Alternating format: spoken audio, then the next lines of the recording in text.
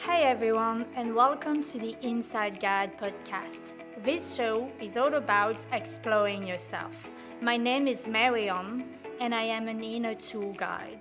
What I mean by this is that I help you to reconnect to you so that you can take real actions to feel happier and create your dream life. Subscribe to the show on any platform to not miss any episodes. And if you like the podcast, the best way to support it is to rate it 5 stars on iTunes. This allows other people to discover it easily.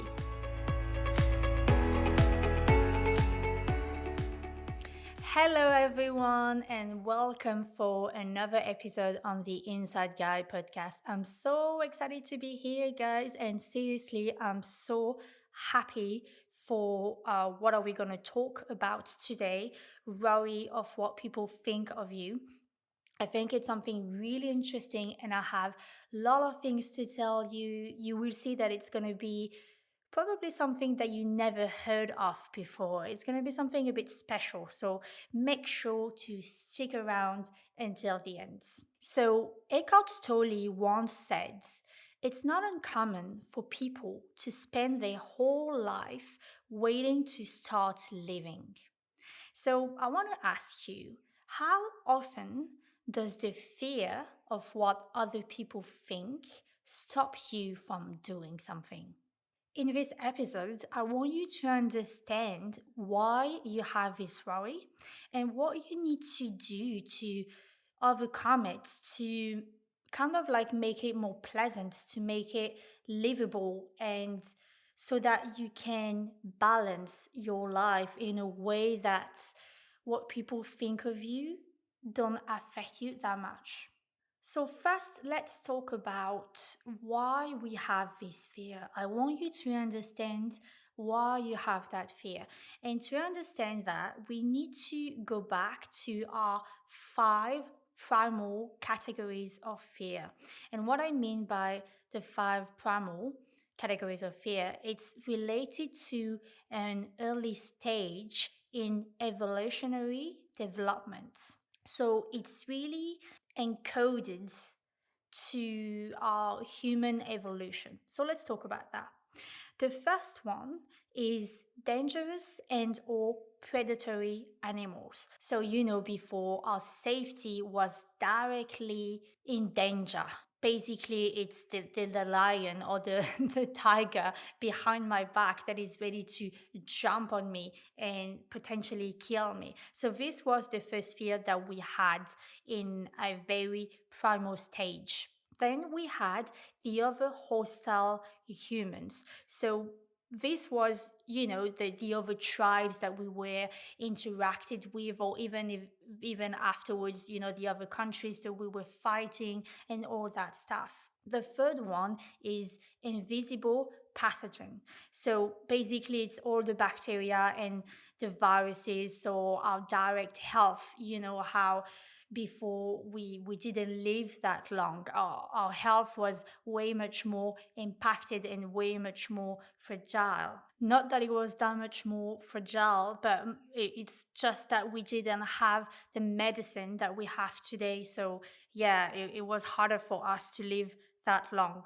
And then we had all the natural disaster in terms of tornado, fires, typhoons, and all this stuff. And the last one is the loss of status, the fear of being socially excluded by the tribe. So if we go back and we take all these fear one by one, and let's see how in our human evolution, how we fixed one by one, except for one. So the first one was basically the tiger or the lion behind my back. For this, we created heaps of safety. We created city, we have safety in numbers like you and I. If you listen to this podcast, there's a lot of chances that your safety isn't directly in danger right now. You are very safe.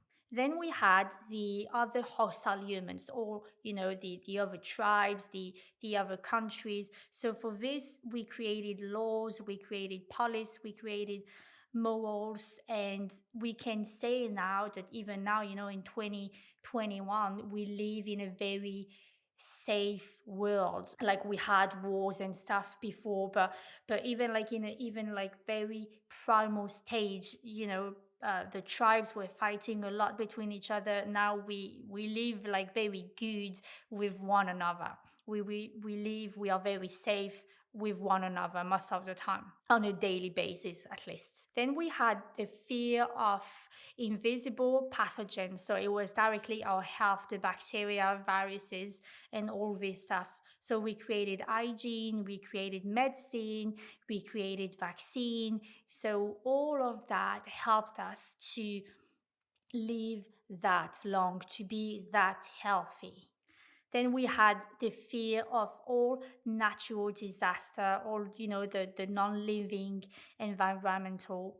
So for this, we created shelters, we created houses, we have vehicles.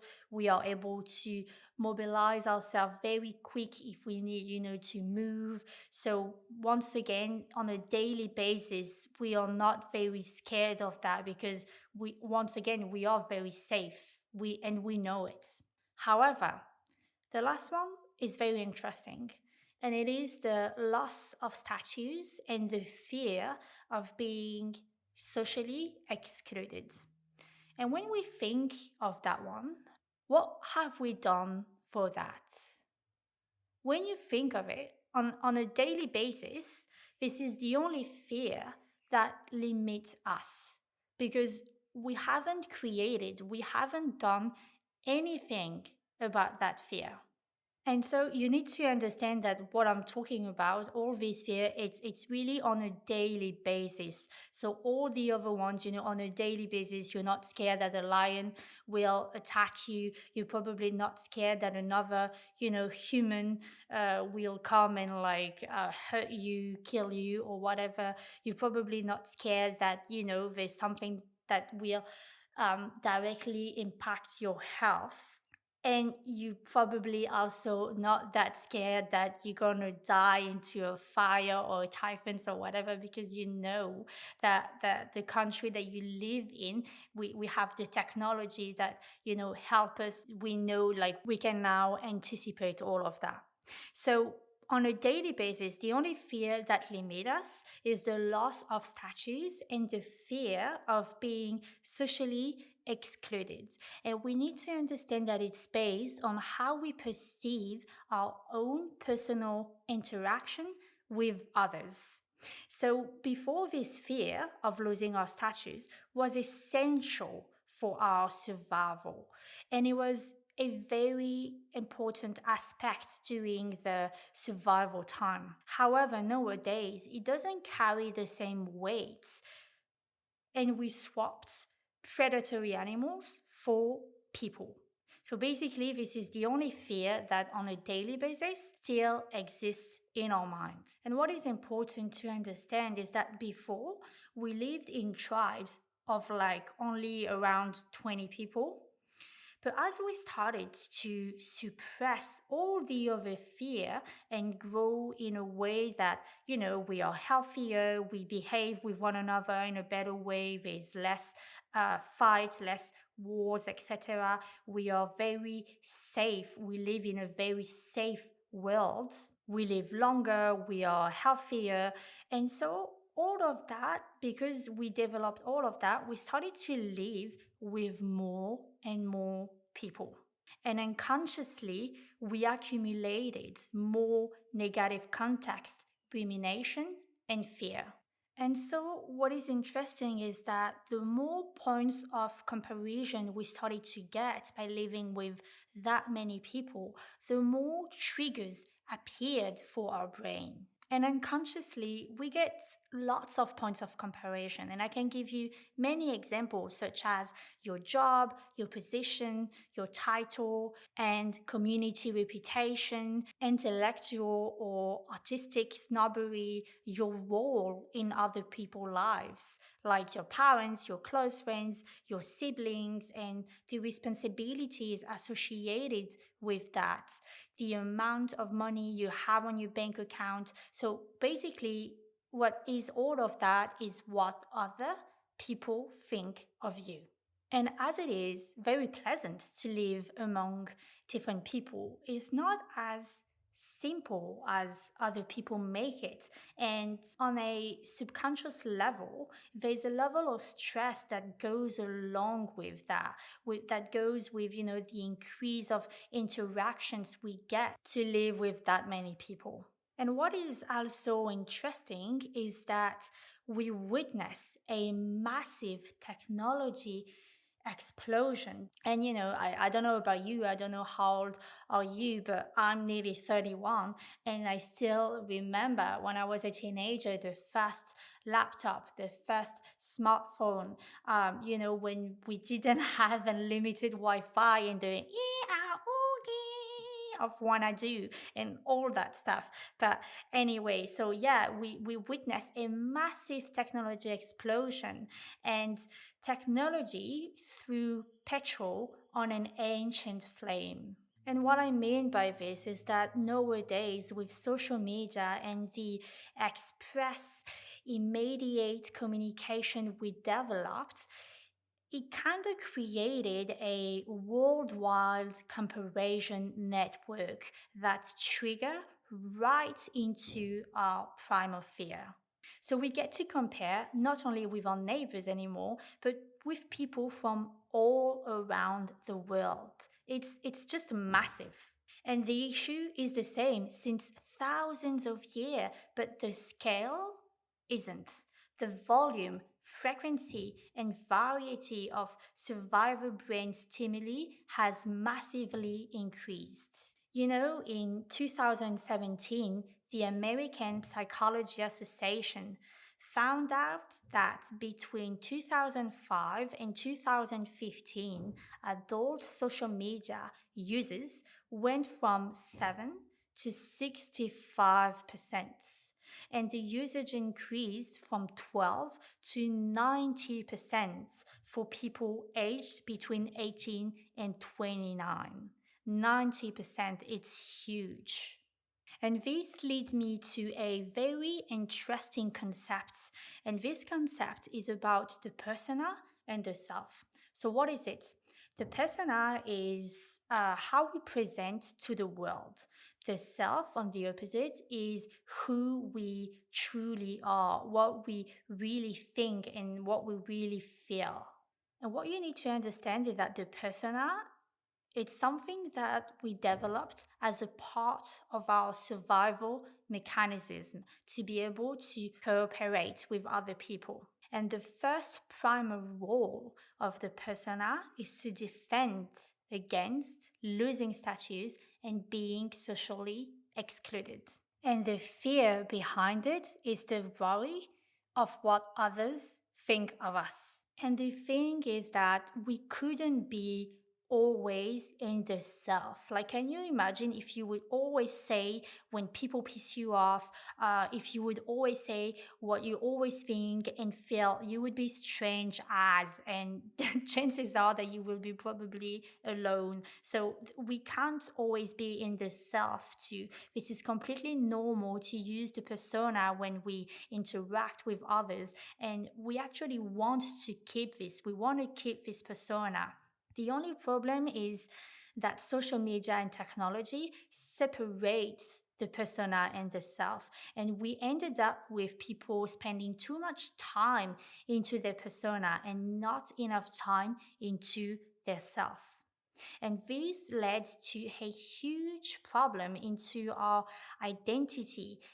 People don't know who they are anymore. Like when you ask someone, like, what do you want? Most of the time, they don't even know what they want. The problem is not even getting what you want, is to understand what you want. And there's a huge crisis of identity, and all of that result in something we call cognitive dissonance. So basically, there is a misunderstanding between who we truly are and who we're supposed to be according to the standards that we believe. And so we need to balance the time spent between our persona and ourself. This is the key. I think that it's very important to understand that the worry of what others think of you is a part of who you are and a part of your survival mechanism. So that's okay. I think it's not possible to completely stop worrying about that, and that's normal. But to me, the key is to get to know yourself, to get to know your values, what is important for you, how you want to live, and how you want to feel. Because when you know all of that, the more you spend time with your true self, the more balance and alignment you can find in yourself. And the more confidence you get in a way that, because you know what you stand for and you know what is important for you, then the more you can get confidence in yourself and the more you get clarity in yourself, the less you have to worry about what others think of you. So the key isn't to try to suppress it, but to accept it and flip it in a way that, all right, instead of, like thinking, all right, I'm going to try to not worry about that. I'm going to try to get to know myself better and to gain self awareness, gain self confidence, to gain enough clarity that so that I know where I'm going and why I'm doing things. So if you want to worry less of what others think of you, you need to get less triggers of points of comparison, meaning less social media, less screen, spending more time with yourself, getting to know yourself better, and all of that without falling into the drastic and radical, all right, I'm going to, live in a cave without technology, without laptop and all that stuff. Because even if they give us, that's true, a point of comparison, it all depends on you. It all depends on how you use it and how often you use it. And if you can find this balance with, using it and at the same time spending enough time with yourself. Because I know that at some point in my life, when I realized all of that, I was kind of like, oh, blaming social media, blaming technology. This was bad. Like, it's not good for us. And that's not true. And I know that there's still a lot of people into the personal development field that still believe this, but it's flipping the problem in the wrong way, because technology and social media can be amazing. They can make you grow. They can, teach you lots of things. If you listen to me right now, there's lots of changes that you heard of me thanks to social media. So this is a good thing, but we just need, once again, to balance the time spent between the persona and all this technology and the time spent with ourselves in silence with no distractions. Your outer world is a reflection of your inner world. And I want to conclude this episode by a quote of Marcus Aurelius. He was the emperor of Rome. And he said that 170 AD, people try to get away from it all, to the country, to the beach, to the mountains. You always wish that you could too, which is idiotic. You can get away from it anytime you like by going within. Nowhere you can go is more peaceful, more free of interruptions than your own soul. So keep getting away from it all like that. Renew yourself, but keep it brief and basic. A quick visit should be enough to ward off all. and send you back ready to face what awaits you.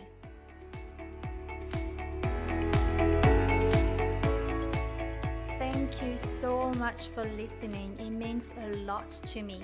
If you want to go deeper and you want to start your journey to self-discovery, but you don't know how, I invite you to download my free workbook, What's My Life Purpose? It's a complete guide that takes you step by step on your journey to self-discovery, and you can find the link in the description. Thank you, take care, and see you soon.